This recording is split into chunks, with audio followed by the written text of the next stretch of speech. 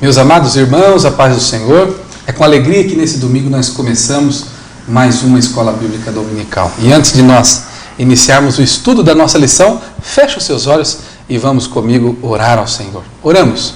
Senhor, nosso Deus e nosso Pai, nós te pedimos, Senhor, diante da Tua presença, que nos dê, Senhor, a luz, a iluminação do Teu entendimento. Pai, que nós compreendamos a Tua vontade e que nesta manhã, Senhor, tenhamos graça para colocarmos em prática tudo o que aprendermos. Abençoe, Senhor, todos os equipamentos, toda a equipe da Escola Bíblica Dominical. Abençoe, Senhor, também os comentaristas, os nossos professores dessa manhã e também a cada irmão, a cada irmã que está no seu lar, acompanhando e estudando a Tua santa palavra. É o que nós pedimos e te agradecemos em nome de Jesus. Amém. Meu irmão, se você está nos acompanhando aqui pelo YouTube, os irmãos já sabem bem, podem se inscrever no canal da nossa igreja, também curtir este vídeo e compartilhar com seus contatos. E você também que nos acompanha aqui pelo Facebook da nossa igreja, deve curtir a nossa página, curtir esse vídeo, compartilhar. Essas ações, tomadas fazem com que os nossos canais alcancem cada vez mais pessoas, mais irmãos, e assim cada vez mais pessoas aprendem a palavra de Deus junto conosco. E nós temos disponível para você que é da nossa igreja e para você que também não é da nossa denominação, sinta-se muito à vontade, e está disponível para você a nossa livraria Fonte Viva. É ali que você encontra as nossas lições da Escola Bíblica Dominical, as nossas Bíblias Sagradas, a harpa cristã, livros e todos os artigos da nossa fé você encontra ali. Os irmãos estão vendo aí o telefone da irmã Célia, da irmã Lívia, e podem ali ser abençoados por essa boa literatura e também abençoar a obra de Deus e a obra missionária. E hoje nós temos o prazer de receber aqui dois irmãos que serão os nossos professores. Eles enriquecem o conteúdo, aprofundam o assunto da lição e são os instrumentos de Deus para nos ensinar a sua palavra nessa manhã. Tem aqui à minha direita o nosso irmão operador Eduardo Tiburtina. Pastor Eduardo. Senhor, irmão Igor, irmão Paulo, os irmãos que estão em casa, Deus abençoe. Amém. E à minha esquerda o operador irmão Paulo Ferraz. Pastor irmão Paulinho. Pode ser irmão Igor, nosso irmão Eduardo, todos os irmãos que estão em casa, nossos alunos, que Deus possa abençoar a vida de cada um dos irmãos. Amém. É sempre um prazer, Quando nós nos reunimos com esses irmãos, são as flechas na aljava do Senhor nessa manhã para ensinar os nossos corações. E para nós começarmos o assunto da nossa lição, vamos para o nosso quadro Você Sabia?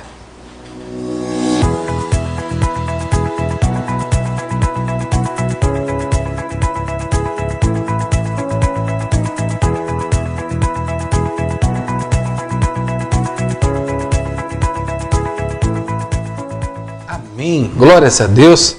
É o nosso último quadro Você Sabia desse trimestre, sempre com informações importantes e agradecendo sempre a irmã Célia, Ela é quem fornece, se preocupa todas as semanas em preparar o nosso quadro Você Sabia. Então que Deus abençoe a irmã Célia, é a nossa superintendente geral da Escola Bíblica Dominical. E hoje, irmãos, nós vamos estudar a lição de número 13. Como eu disse, nós vamos terminar hoje o estudo da nossa lição do trimestre. Lembrando que nós estamos falando, os irmãos podem ler na capa das suas lições, nós estamos falando nesse trimestre sobre o plano de Deus para Israel em meio à infidelidade da nação. Então nós falamos sobre as correções e os ensinamentos divinos no período dos reis de Israel. Então nós começamos estudando lá a primeira divisão do reino, ainda o reino de certo modo unido, depois dividido. Já estudamos uma parte praticamente todos os reis do norte, os reis do sul, a tomada do reino do sul, e agora, infelizmente, a nossa lição de número 13 vai falar sobre o cativeiro de Judá. Então nós vamos estudar essa lição que coloca fim a esse assunto, um episódio trágico, um episódio triste na história do povo de Deus, mas com certeza com um ensinamento muito profundo e muito útil para os nossos dias. O nosso textuário se encontra, os irmãos podem sempre acompanhar a leitura na sua Bíblia Sagrada, ou se você está com sua lição em mãos, acompanhar também na sua lição. O nosso textuário se encontra em 2 Crônicas, capítulo 36 e o versículo 16, que diz: porém, zombaram dos mensageiros de Deus e desprezaram as suas palavras e escarneceram dos seus profetas, até que o furor do Senhor subiu tanto contra o seu povo que mais nenhum remédio houve. Um triste episódio, um triste versículo, e nós vamos ao longo da lição entender qual foi a permissão de Deus para esse povo, né? Qual foi a consequência dos seus erros. A nossa verdade prática diz que todo ser humano se torna cativo de suas escolhas e das consequências delas. É a lei da semeadura, né, irmãos? É para aquele que semeia, a colheita é obrigatória. Então nós vamos ver o que colheu o povo de Deus plantando tantas atitudes de idolatria, coisas que desagradaram e desagradam ao Senhor até os dias de hoje. A nossa leitura bíblica em classe, acompanhem na sua lição, irmão, aí na sua Bíblia, está em 2 Reis, capítulo 24, o versículo 18 ao 20, e também no capítulo 25, dos versículos 1 ao 10. Vamos então à leitura da palavra de Deus. Tinha Zedequias 21 anos de idade quando começou a reinar, e reinou 11 anos em Jerusalém. E era o nome de sua mãe Amutal, filha de Jeremias, de Líbina. E fez o que era mal aos olhos do Senhor, conforme tudo quanto fizera Jeoaquim. Pois assim sucedeu por causa da ira do Senhor contra Jerusalém e contra Judá, até os rejeitar de diante da sua face. E Zedequias se revoltou contra o rei de Babilônia. E sucedeu que no 9º ano do reinado de Zedequias, no mês 10º, aos 10 do mês, Nabucodonosor, rei de Babilônia, veio contra Jerusalém, ele e todo o seu exército, e se acamparam contra ela e levantaram contra ela tranqueiras em redor. E a cidade foi sitiada até ao 11º ano do rei Zedequias. Aos 9 dias do 4º mês, quando a cidade se via apertada da fome, nem havia pão para o povo da terra. Então, a cidade foi arrombada e todos os homens de guerra fugiram de noite pelo caminho da porta que está entre os 2 muros junto ao jardim do rei, porque os caldeus estavam contra a cidade em redor. E o rei se foi pelo caminho da campina. Porém, o exército dos caldeus perseguiu o rei e o alcançou nas campinas de Jericó, e todo o seu exército se dispersou. E tomaram o rei e o fizeram subir ao rei de Babilônia, a Ribla, e procederam contra ele.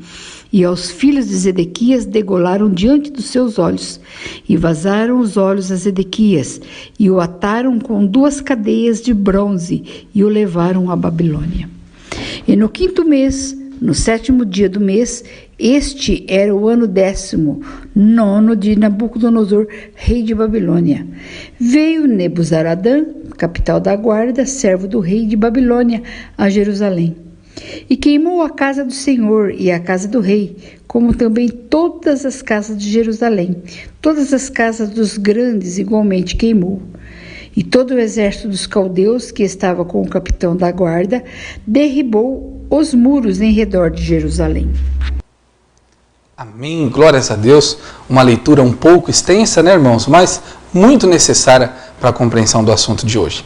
E o nosso objetivo de hoje, irmãos, é sinalizar o efeito dos pecados cometidos pelo povo de Deus. Também, cada tópico tem o seu objetivo específico. No primeiro, nós vamos apontar os motivos da decadência de Judá. No segundo, vamos revelar a teimosia do rei Zedequias. E no terceiro e último tópico, nós relataremos a queda de Judá.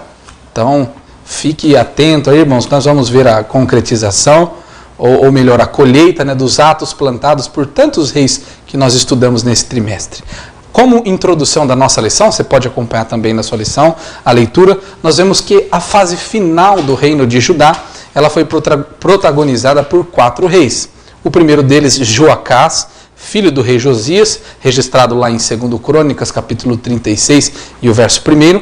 O segundo rei, Jeoaquim, que reinou por ocasião do primeiro grupo de prisioneiros levados para a Babilônia em 605 a.C., também registrado no capítulo 36 de 2 Crônicas, nos versículos 5 e 6.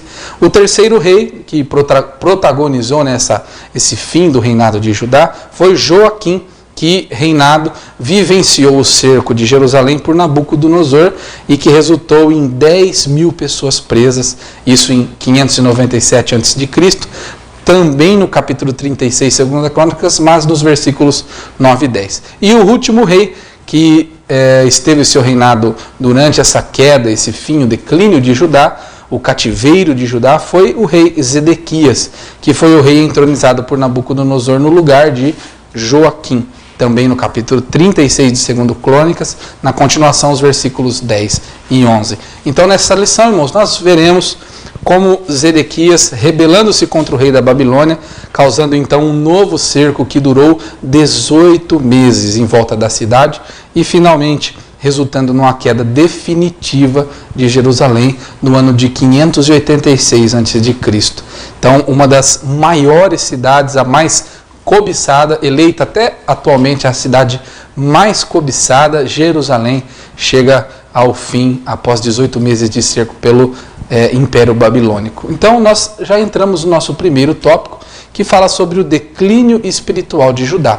Enfim, irmãos, nós chegamos ao estudo, como eu disse, da nossa última lição do trimestre. Então, nós vimos como Deus, irmãos, demonstrou a sua misericórdia por Judá, dando ao povo, diante do juízo merecido, repetidas oportunidades para arrependimento. Nós acompanhamos, estudamos juntos, irmãos, nesse trimestre, o quanto Deus preocupou-se em levantar profetas, que falaram muitas vezes duramente, até sob risco de morte, com reis perversos, pecaminosos, com a intenção de voltar o rei e o povo para Deus novamente. Mas, mesmo mediante repetidas oportunidades, o povo ainda assim declinou-se para o pecado. Então, irmão Eduardo, infelizmente, esses reis e o próprio povo viraram-se para Deus, as costas para o Senhor. E como se deu então esse declínio espiritual final da nação que resultou no cativeiro de Judá? Meus irmãos, paz do Senhor, novamente, antes de entrar na resposta à pergunta que foi feita, dizer que eu estou muito feliz, é um privilégio poder encerrar aqui esse trimestre juntamente com o nosso irmão Paulinho, o Igor. Nós começamos a estudar lá em julho essa revista e nós conversávamos aqui nos bastidores o quão proveitosa foi essa lição a respeito desse tema tão importante. E hoje, na última lição do trimestre, vamos estudar esse período triste, que foi, o Igor já comentou, sobre o cativeiro do povo de Judá, o Reino do Sul. Meus irmãos, eu fico com a impressão que parece que a idolatria estava no DNA do povo de Israel. Se nós formos buscar na Bíblia as origens, quando começou os primeiros atos de idolatria, eu gostaria até de fazer essa leitura com os irmãos, se puderem abrir as vossas Bíblias, no livro de Josué, capítulo 24. Veja só o que diz esse versículo. Josué, capítulo 24, e o versículo 2, eu já vou lendo aqui, diz o seguinte: Então Josué disse a todo o povo: Assim diz o Senhor, Deus de Israel: Da além do rio, antigamente habitaram vossos pais, Terá, pai de Abraão, e pai de Naor, e serviram a outros deuses. Ou seja, desde a época anterior a Abraão já serviam a outros deuses. A idolatria já estava inserida ali no contexto do povo de Israel. A pergunta que foi feita é como se deu esse declínio. E existe uma visão, irmãos, e eu concordo com essa visão, os irmãos podem discordar também se não acharem que faz sentido, uma visão a respeito de como se dá a caminhada cristã. A caminhada cristã, nessa visão, diz que não há estabilidade na questão espiritual. A nossa vida espiritual, ou ela está em ascensão, ou você está crescendo, subindo, ou você está descendo. Então, esse declínio, vamos dizer, esse esfriamento espiritual que nós temos estudado e observado no povo de Israel, ele se aplica à nossa vida no dia de hoje.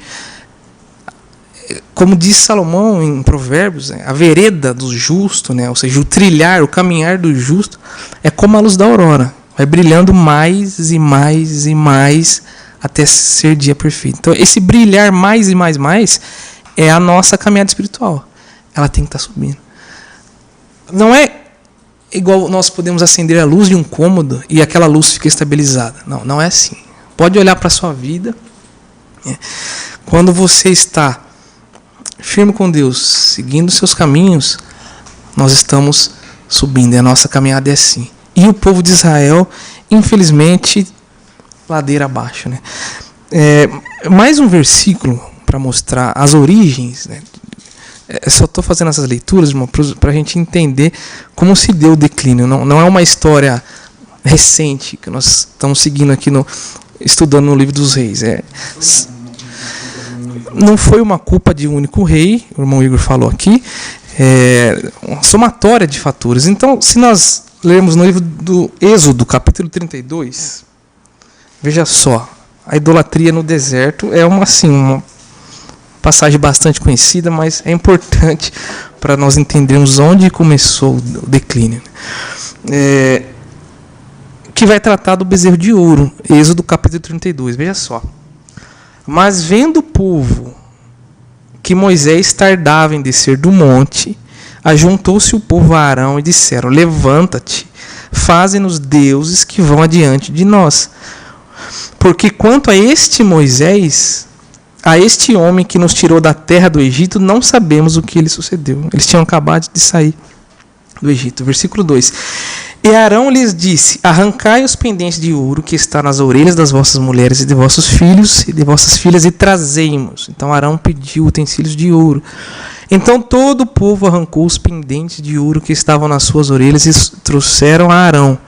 Versículo 4. E eles o tomou de suas mãos e formou o ouro com um buril e fez dele um bezerro de fundição. Então disseram: estes são teus deuses, ó Israel, que te tiraram da terra do Egito. Irmãos, Deus tinha acabado de tirar o povo do Egito com mão forte.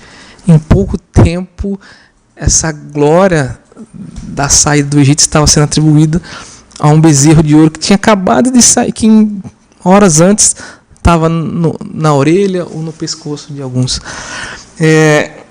Versículo 5. E Arão, vendo isto, edificou um altar diante deles. E Arão apregou e disse: amanhã será festa ao Senhor. Veja só. O último versículo, ainda no capítulo 32, é o versículo 22.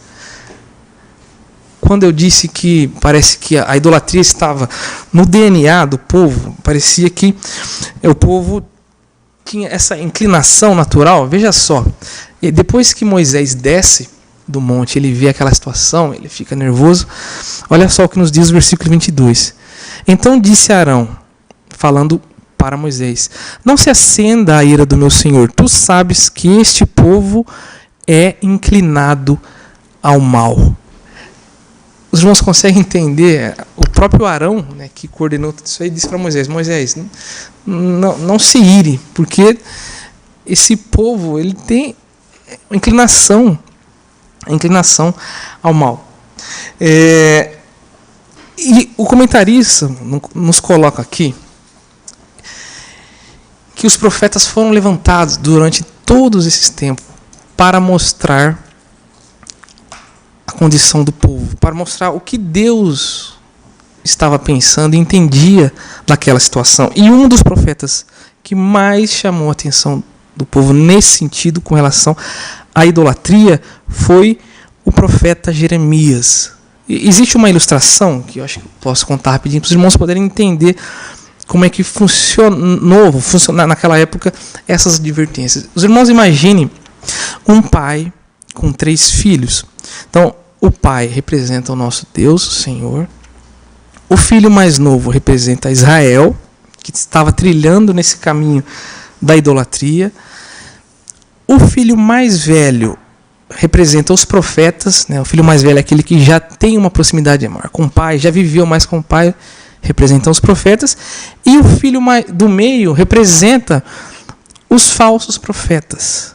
Então veja só, irmãos, Israel como filho mais novo pecando, cometendo idolatria, as abominações que nós lemos aqui, desobediência aos mandamentos do Senhor.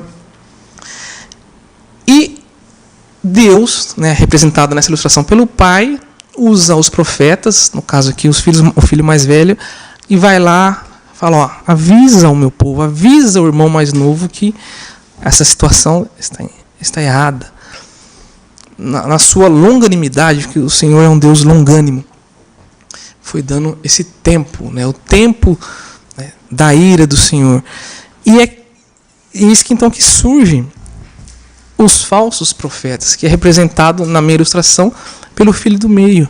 Aquele que está ali em cima do muro e vai lá na cabeça do filho mais novo e fala, não, que isso, pode continuar nesse seu caminho, nesse seu trilho, que está tudo certo. O nosso pai, ele é amoroso.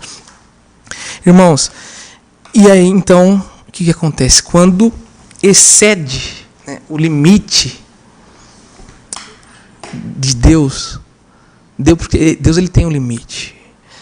É como se então o pai, né, nessa ilustração, chega para o filho e fala, meu filho, já deu. Agora é a hora do quê? Agora é a hora do castigo. Vai lá, você vai sair aí do seu quarto, né, tão bonito, né, que representa Jerusalém, a cidade belíssima, maravilhosa. Você vai sair e vou te levar para um lugar que você não vai gostar. Um lugar longe e onde você vai passar aí 70 anos, né, que foi o tempo que o povo ficou cativo na Babilônia, para você aprender, para você refletir em tudo que você tem feito. E o comentarista coloca, irmãos, que é exatamente no cativeiro onde eles conseguiram então se apartar do mal, no momento dessa repreensão que o povo de Israel conseguiu cair em si e ter noção de tudo que eles vinham praticando de errado com relação a não seguir os mandamentos do Senhor. Retomando então a pergunta, meus irmãos, isso foi acontecendo lentamente, né?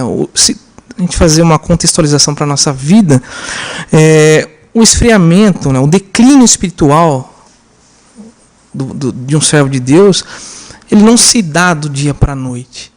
Devagarzinho. Tem raízes lá no passado.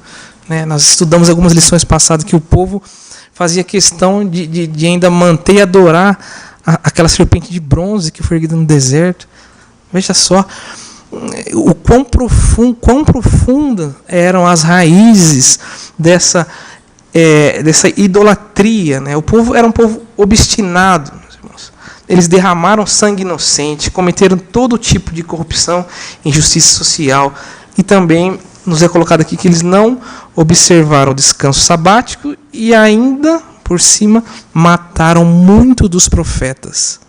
Os profetas verdadeiros morriam e os falsos profetas que profetizavam tudo aquilo que o povo queria ouvir, esses sim, eles mantiveram vivo.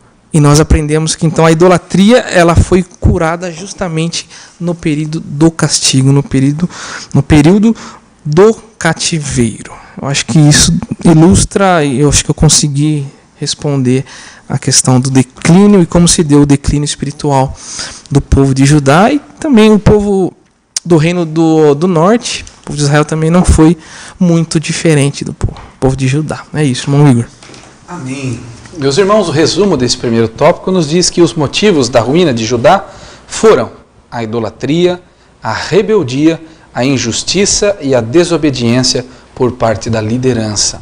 Então, irmãos, quantas consequências catastróficas, né, colheram seus reis, o próprio povo, por plantarem, né, semearem atitudes que desagradavam ao Senhor, tais como nós acabamos de citar, a idolatria, a rebeldia, desobediência, e infelizmente, como o nosso irmão Eduardo ilustrou, né, chegou a hora de Deus permitir o castigo. Não vejo como uma sanção divina, né, partindo propriamente da parte de Deus, mas Deus permitindo que aquilo acontecesse, né. Com certeza não era a vontade de Deus que o povo passasse por aquilo, mas Deus assim permitiu por consequência das escolhas dos seus reis e do próprio povo. E nós entramos assim no nosso segundo tópico, que tem o título A Obstinação de Zedequias e Sua Queda.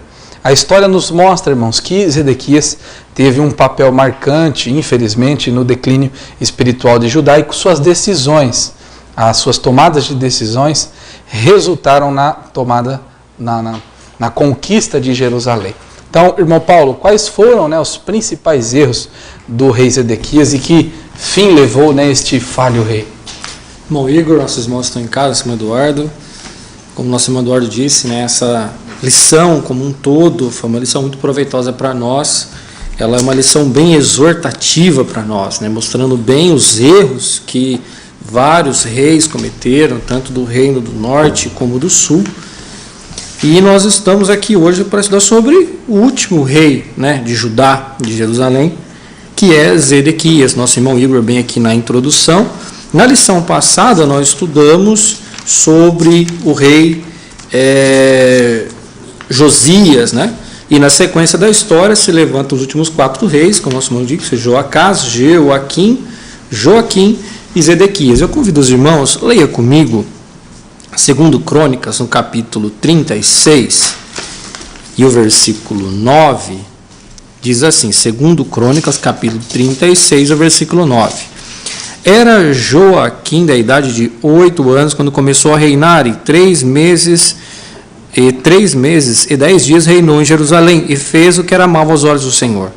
E no decurso de 1 ano, o rei Nabucodonosor mandou que se levassem a Babilônia, como também os mais preciosos utensílios da casa do Senhor, e pôs a Zedequias, seu irmão, rei sobre Judá e Jerusalém.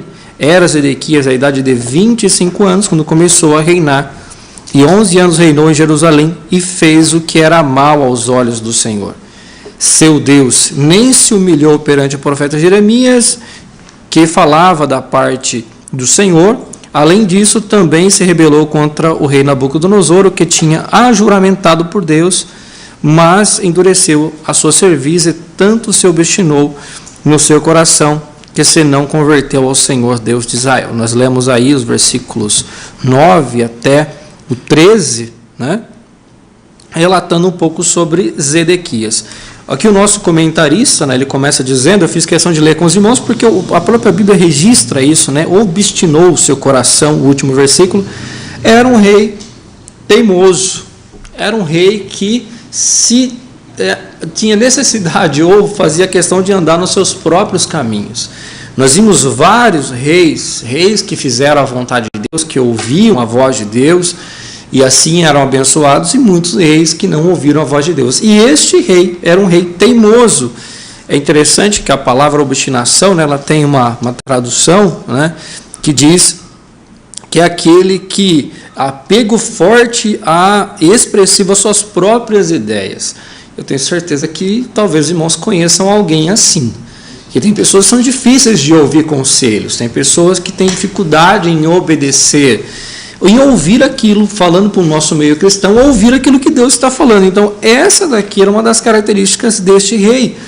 Nós vimos aqui que ele foi colocado no lugar de Joaquim pelo rei Nabucodonosor, né? Ele foi estabelecido e ele reinou, tinha 25 anos quando começou a reinar, e reinou 11 anos. E o texto que nós lemos aqui fala que ele fez o que era mal aos olhos do Senhor. Né? Nós vimos reis que ouviram a voz de profetas e foram abençoados enquanto estavam ouvindo, e quando deixaram de ouvir, levaram a nação à ruína, voltaram para a idolatria, que o nosso irmão Eduardo colocou, fizeram coisas que não agradavam a Deus, e aqui diz que ele não se humilhou perante o profeta Jeremias, quer dizer, ele não ouviu aquilo que o profeta estava dizendo.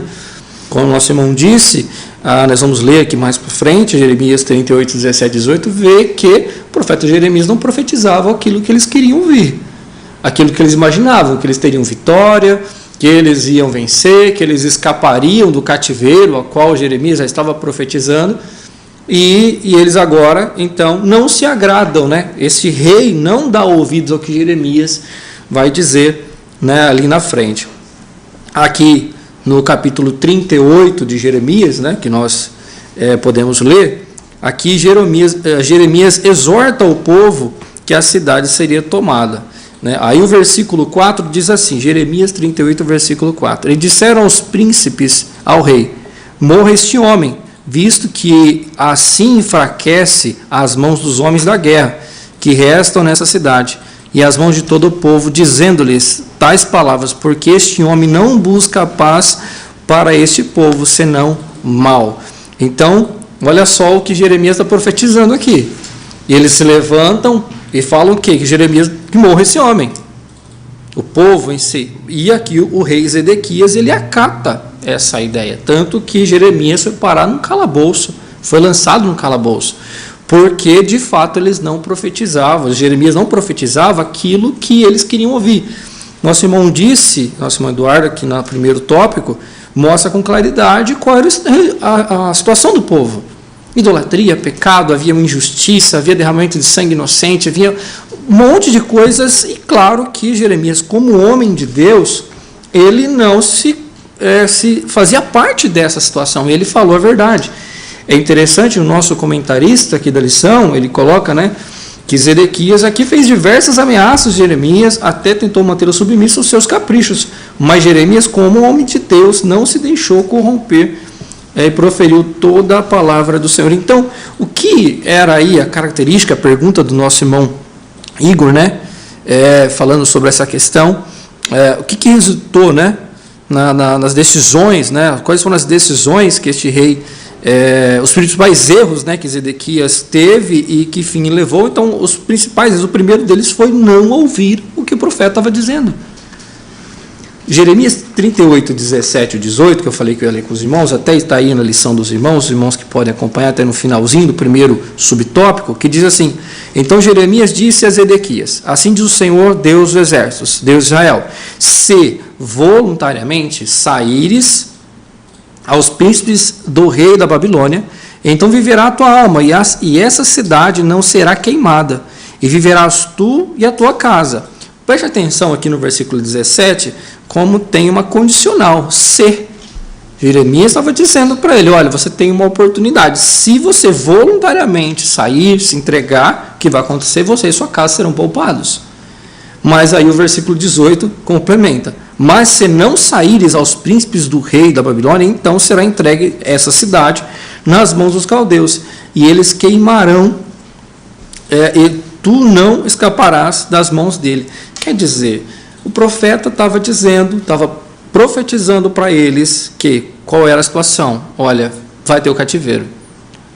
Até aqui alguns comentaristas dizem que essa aqui era uma promessa para a casa de Zedequias. O cativeiro ia acontecer, mas se ele ouvisse a voz de Deus, ele teria sua vida poupada, ele teria, mas por ele ser teimoso, por ele não dar ouvidos, ele acabou não fazendo o que o profeta estava dizendo, ele acabou fazendo ao contrário, e ainda ele acaba se saindo daquilo que era a direção de Deus. E aí a gente entra aqui no nosso segundo subtópico, surdo aos avisos dos profetas. Nosso irmão Eduardo disse que o povo tinha, parece que no DNA, a questão da idolatria, da desobediência. Eu falo para os irmãos que, ao estudar essa lição, eu confesso que eu fiquei impactado lendo o livro dos reis, as crônicas, como que Deus dava oportunidades, operava maravilhas em um momento, e no outro momento o povo já estava, nosso irmão disse, acabou de tirar do Egito, o povo já estava fazendo lá um bezerro de ouro para adorar. E como que era essa instabilidade, essa questão de não ter segurança nenhuma em questão a Deus, e aqui no caso, esses reis. Nós vimos aqui, como diz aqui o nosso comentarista, Jeremias advertiu o rei Zedequias, dizendo que caso se entregasse, a Babilônia sua integridade seria preservada. Todavia o rei não deu ouvidos ao profeta em razão de acontecer o que estava previsto. Então, aqui nós lemos no Jeremias 38, 17 e 18, qual era a ordem de Deus, porque Jeremias falava em nome de Deus, era para que ele se entregasse. E nós vemos em Ezequiel, capítulo 17, o versículo 15, olha só o que diz, Ezequiel 17 e 15. Mas rebelou-se contra ele, enviando os seus mensageiros ao Egito. Quer dizer, o rei Zedequias, em vez dele aceitar a ideia dele ser submisso ao rei Nabucodonosor, porque Deus havia escolhido Babilônia para corrigir, nosso irmão disse que o povo só quando estava no cativeiro foi começar a refletir. Vamos estudar nos outros tópicos para frente, que quando eles viram o templo sendo destruído, que eles foram começar a cair na realidade e ver que Deus não estava com eles naquela situação que eles haviam desobedecido. Aí continuando o versículo, os mensageiros egípcios para lhe mandassem cavalos e muita gente, Prosperará ou escapará aquele que faz tais coisas? Ou quebrantará o concerto e escapará? Como eu vivo, diz o Senhor Jeová, no lugar em que habita o rei que faz reinar, cujo juramento desprezou, olha só o que esse rei Zedequias fez, e cujo concerto quebrantou, sim, com ele no meio da Babilônia certamente morrerá. Olha o que o profeta estava dizendo aqui. Então, o que ele quis dizer, Zedequias? Em vez dele ouvir a voz do profeta, ele fez o que lhe parecia bem, quis fazer uma aliança com o rei do Egito, tentando escapar da situação. Em outras palavras, irmãos, ninguém engana a Deus. Não dá para sair daquilo que Deus está... Não tem como achar um jeitinho, né? Tem um termo que a gente usa aqui no Brasil, que é o jeitinho brasileiro, né? Vou dar uma ajeitadinha aqui e está tudo certo. Diante de Deus não tem isso.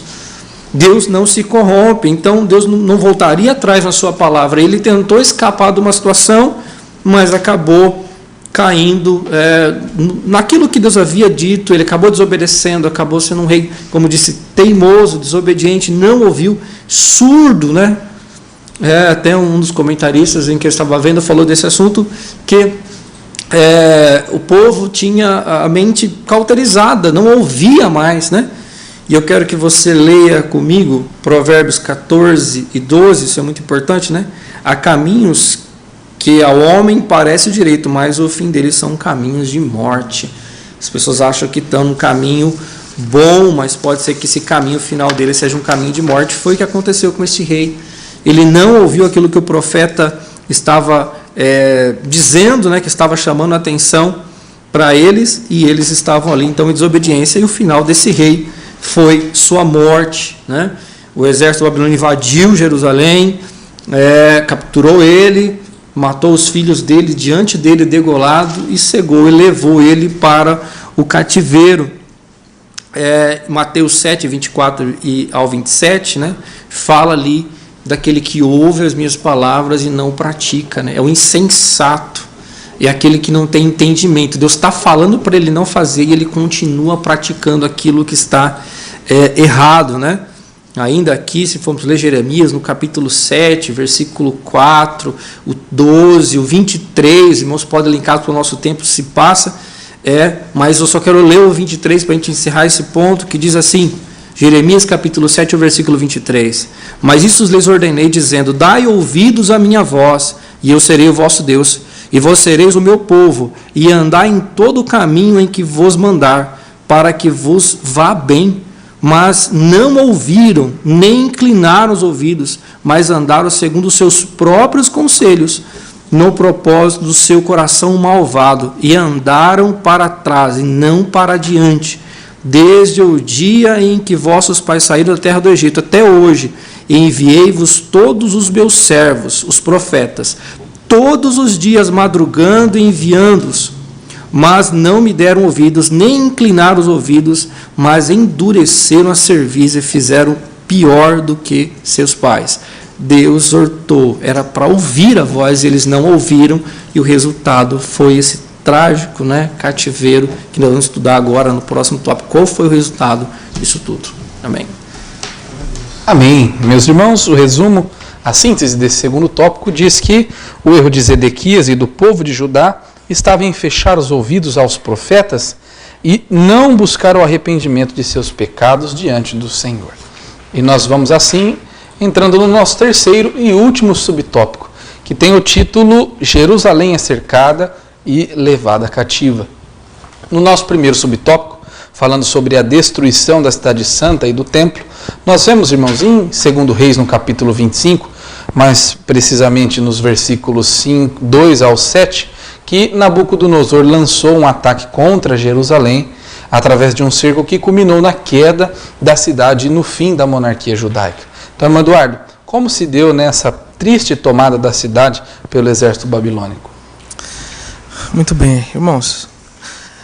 Nessa altura, vamos dizer assim, nessa altura do campeonato, Jerusalém já estava fragilizada, né? O pecado fragiliza a estrutura do homem. A revista nos traz aqui o seguinte, que depois, né, de investidas dos assírios, dos egípcios e de 3 ofensivas dos babilônios, a cidade de Jerusalém se encontrava arrasada. E então o exército babilônico fez um cerco na cidade. Eles cercaram a cidade e esse cerco, a Bíblia nos diz que durou 18 meses. Ou seja, 1 ano e meio cercada, ninguém podia entrar e ninguém podia sair. Os mantimentos foram se acabando, o que começaram a oferecer animais para comer. Eu não quero entrar muito nesse detalhe porque o irmão Paulo é o próximo tópico, né, que vai dizer como que era a situação durante esse período, mas a cidade santa, né, a bela Jerusalém, estava entregue à pobreza e à miséria, fragilizada. E é isso que o inimigo faz conosco, né? Vai fragilizando, até que vem o chamado ato final. Para quem conhece de xadrez, é o checkmate, é o último movimento da qual não se pode escapar. E foi nessa situação então que o exército babilônico rompeu uma brecha no muro e conseguiu entrar na cidade. O templo sagrado, que tinha sido levantado já há 380 anos, foi saqueado, destruído. Então, o comentarista coloca aqui que a glória de Israel se foi. E eu fico com a impressão que durante o cerco, durante esse período, parecia que o povo ainda tinha uma esperança. Parece que, sabe, não, nós temos o templo aqui. O Senhor está conosco. E o irmão Paulo disse que quando eles entraram e o templo foi destruído, é como se a ficha tivesse caído. Nossa, mas como nos diz no livro do Atos dos Apóstolos, Deus não habita em templos feitos por mãos de homem. E eles estavam, talvez, assim, depositando a sua fé ali no que lhes restavam, que era o templo. Então foi nessas condições que a cidade foi, por fim, prostrada, tomada, e dessa forma que o exército da Babilônia conseguiu achar uma brecha no muro, então saqueou, destruiu o templo. Esse foi assim que se deu, então, irmão Igor, a destruição, o cerco e a tomada da cidade de Jerusalém. Acho que o próximo tópico vai dar bastante detalhes sobre como foi a situação das pessoas que ali viviam. Amém. Irmãos, no nosso segundo subtópico, lembrando, nós estamos no último tópico, falando sobre Jerusalém, como foi cercada e levada cativa. Então, o Eduardo fez uma breve introdução sobre a destruição, né, da cidade, como se deu, né, o início da tomada pelo exército babilônico, e agora nós vamos falar sobre a matança, o cativeiro e a peste e a pobreza. Então, no livro de Lamentações de Jeremias, irmãos, nós vemos que o profeta descreve, né, com muita riqueza de detalhes, as deploráveis cenas que ele mesmo assistiu. Se os irmãos tiverem a curiosidade, podem ler o livro de Lamentações, o capítulo 4, os versículos 3 ao 10, que ilustram bem como se deu esse processo, né? Então, irmão Paulo, como o profeta Jeremias descreveu, né, esse triste episódio na história do povo de Deus? Realmente é muito triste, né? A gente imagina as cenas, quando a gente vai lendo o texto, você começa a imaginar essa situação e a gente vê, eu até coloquei aqui, né, foi o resultado da arrogância, da soberba, da desobediência, a maldade, a corrupção, a desonestidade, o pecado, né, que eles cometeram, como os meus irmãos falaram, não foi só agora, né, vem de muito tempo, mas eles chegaram a esse ponto. Nosso irmão bem colocou que a cidade foi cercada por 18 meses, até os comentaristas apontam isso, que no começo, como eles tinham, né, alimento, eles tinham comida, então no começo não se sentiu tanto essa situação. Mas foi passando o tempo, a cidade estava cercada, ninguém entrava e ninguém saía. Então o que eles foram comendo? O que tinha de estoque, e esse estoque foi acabando. E conforme foi acabando, acabou a água, acabou a comida, e agora a situação é terrível. Nós podemos descrever que é miséria, pobreza, fome, morte, sofrimento, tristeza, atrocidades, amargura e angústia que esse povo estava vivendo. E alguns fatos nos chamam muita atenção. Aqui, Lamentações 4, 3 ao 10, o capítulo 4, o versículo 4, que diz assim, olha, tem vários textos para ser lido. Lamentações 4, versículo 4, diz: a língua do que mama fica pegada pela sede ao seu paladar. Os meninos pedem pão e ninguém lhe dá. Todo o seu povo anda suspirando, buscando pão.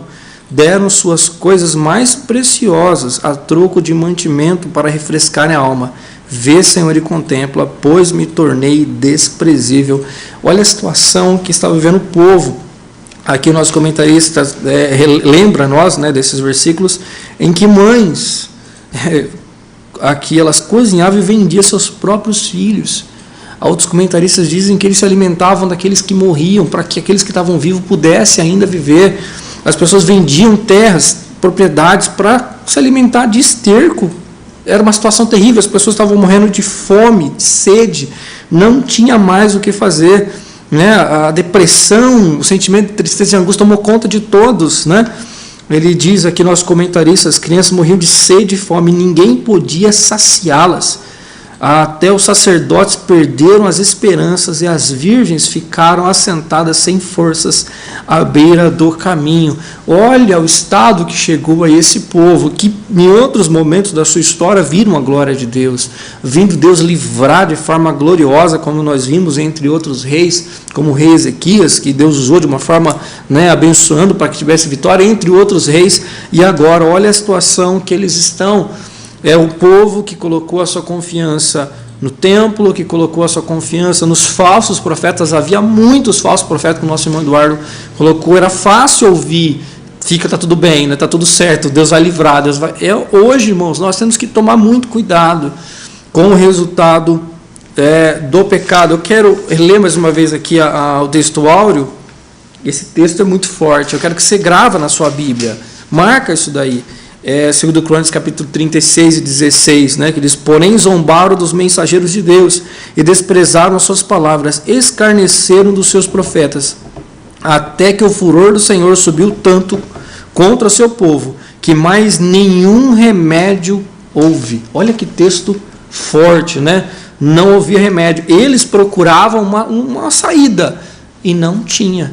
Quando a ficha foi caindo, como o nosso irmão disse, quando o templo foi destruído, e agora eles veem que eles estavam numa situação dramática, triste, de fome, de desesperança, sem ter uma saída nesse caso. E vendo essas cenas, eu comecei a imaginar essas crianças morrendo de fome, morrendo de sede, mães cozinhando seus próprios filhos. Olha a situação que chegou, entre tantas coisas, sem ter comida, sem ter nada.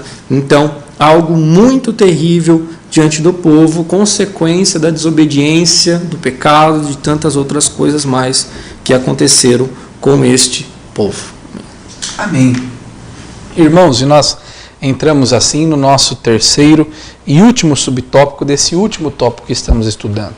Então nós estamos terminando o nosso trimestre, falando sobre esse triste episódio do cativeiro de Judá, como Deus permite que eles sejam levados cativos pelo exército babilônico.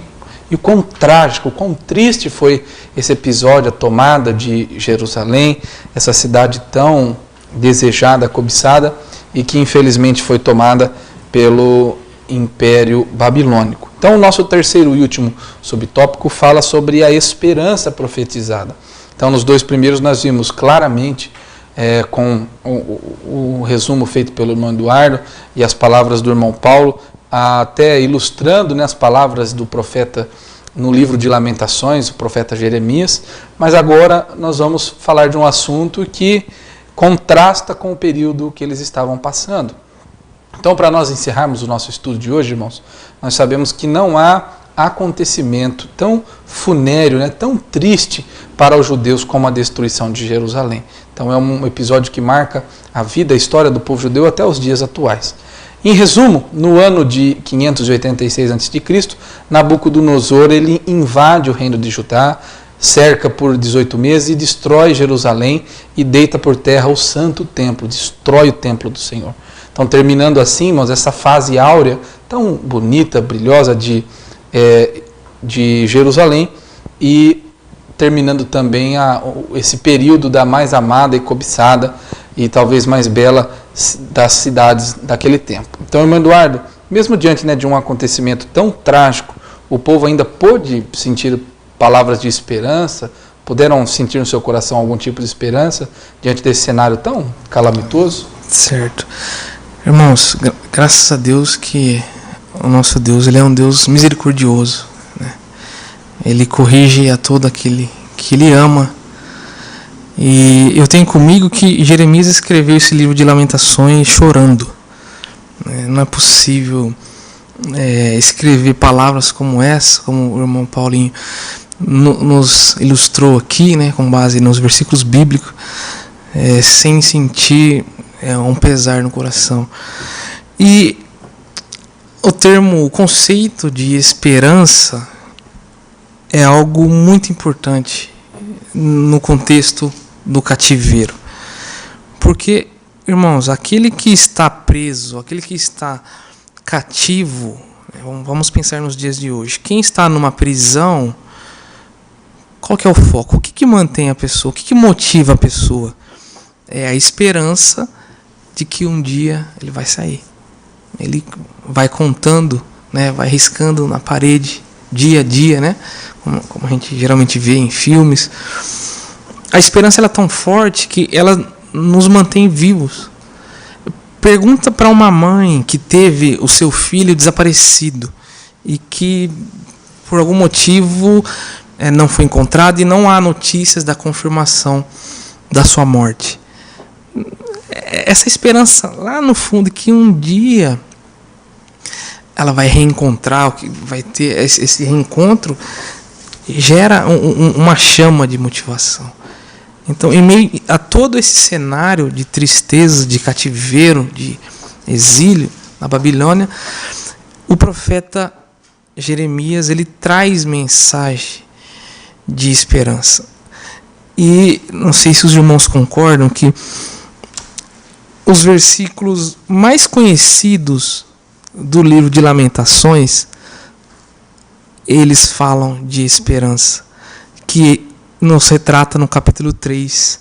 Os irmãos sabem aquela passagem, né? Quero trazer à memória aquilo que me dá esperança. É o que está escrito aqui em Lamentações, se os irmãos puderem abrir, no capítulo 3, o versículo 20 e o versículo 21, que fala o seguinte: 3 e 20 de Lamentações.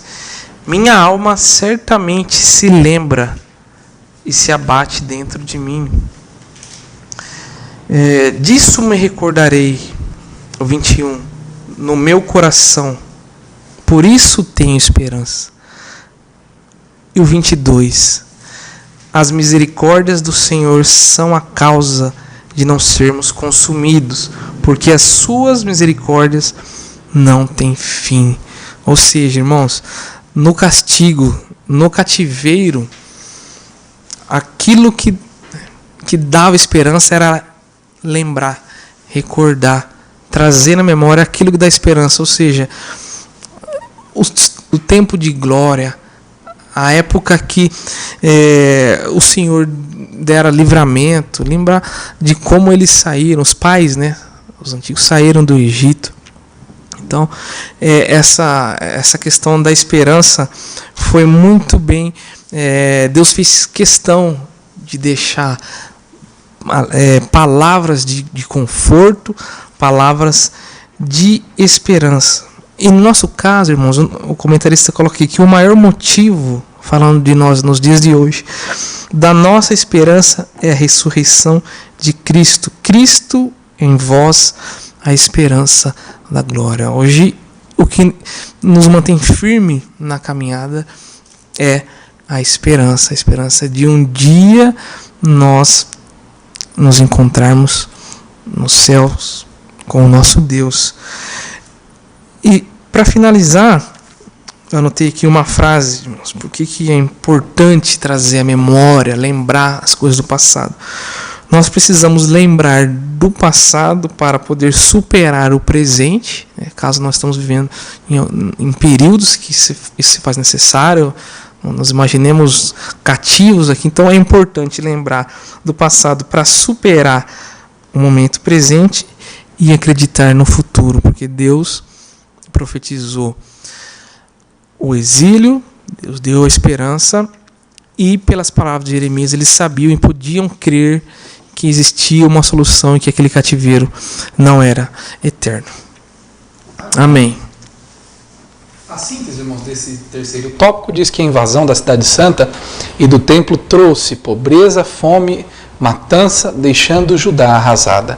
Irmãos, é tão belo esse último subtópico, né, falando sobre a esperança, que nós, se continuássemos o estudo de forma cronológica, nós caíamos nas primeiras lições que nós estudamos de forma online, né, sobre a restauração do templo com Esdras, Neemias, como Deus usou esses homens, né, e restauraram o templo, depois com o Império Assírio, né, ele liberando o povo para voltar para sua casa.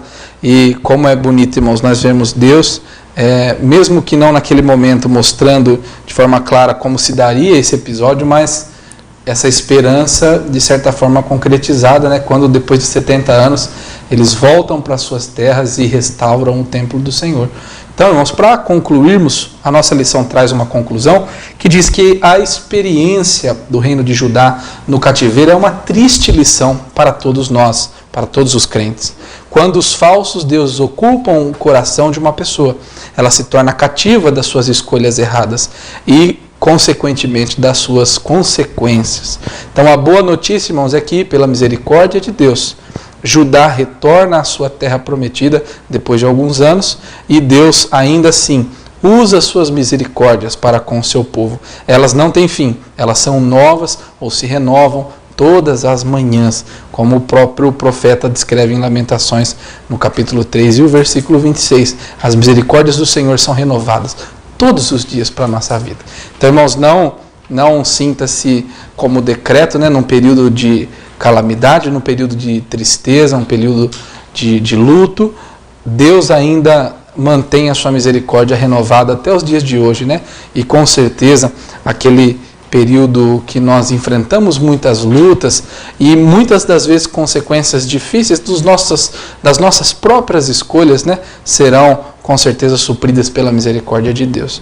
A nossa próxima lição, irmãos, começa no próximo domingo, onde nós estudaremos mais um trimestre. Começaremos o quarto trimestre e último de 2021. Vai ser um prazer ter os irmãos aqui comigo, junto com os comentaristas, toda a equipe da Escola Dominical, para juntos nós estudarmos essas lições tão preciosas que falam tanto aos nossos corações. Então, quero agradecer aos irmãos que aqui acompanharam, tiveram esse tempo, né, devotado ao Senhor para aprender a sua palavra.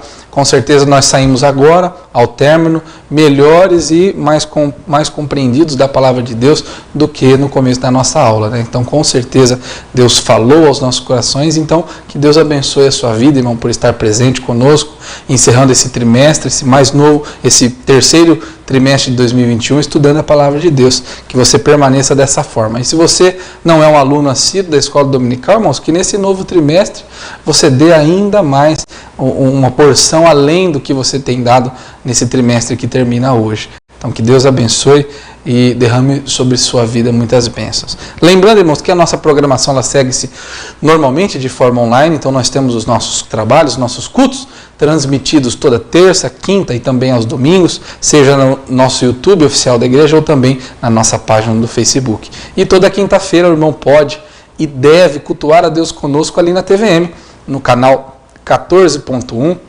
às 18h45. Então, às 15 para 7, todas as quintas-feiras nós nos reunimos para o culto Momentos com Cristo, na TVM, no canal 14.1.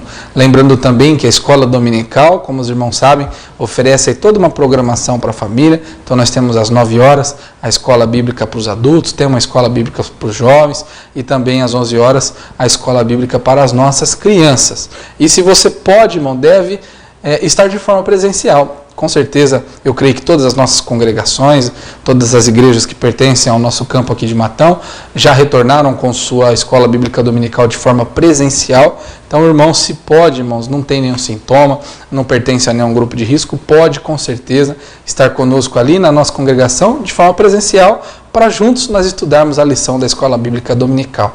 Toda uma equipe, né, de professores, os dirigentes, secretários e toda a igreja ansiosa para juntos nós todo domingo estudarmos estas lições tão preciosas para a nossa vida. Então, se você pode, irmão, esteja nos nossos cultos, nas nossas congregações ou aqui na sede e também na nossa escola bíblica dominical, sempre de forma presencial agora.